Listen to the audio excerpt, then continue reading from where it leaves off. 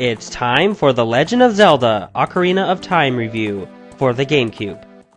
Now technically, Ocarina of Time is an N64 game, but was ported over to the Gamecube on a collector's disc, and that is the only reason I am reviewing it. I don't plan on reviewing any N64 games except for Majora's Mask, so please don't request any N64 titles. The story is about how Link, who is a young boy, has been summoned by the Great Deku Tree in his home of Kokiri Forest. The Great Deku Tree tells him that evil has been uprising, and to get started on your way, you need to seek out the 3 spiritual stones, so off you go. Acquiring the spiritual stones can take a while. It's not just a quick little chore. I like the fact that it took a while, because obtaining them is only the first part of the game, making this quite a long adventure. Once you find the 3 stones, Link heads to the Temple of Time, where he sets them at an altar. After that, the Door of Time opens, revealing the Master Sword. As Link pulls it out of its pedestal, he awakens 7 years into the future as adult Link.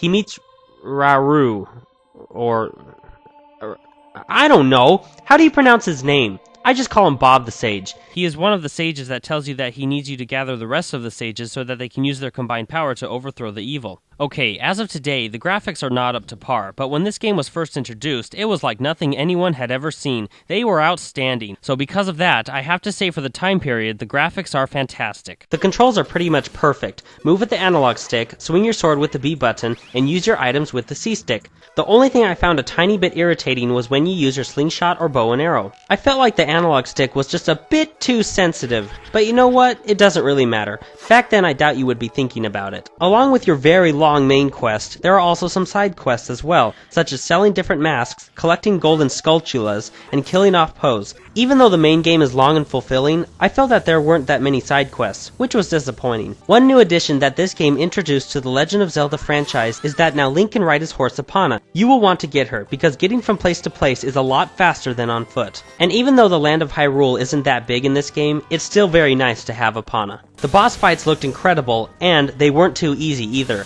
I love a good challenge, and that's just what I got from the bosses in Ocarina of Time. One new creature that I must go over is the Redead. I hate these monsters so much. They're eerie, creepy, and dangerous. But most of all, I hate the low-pitched moan they make.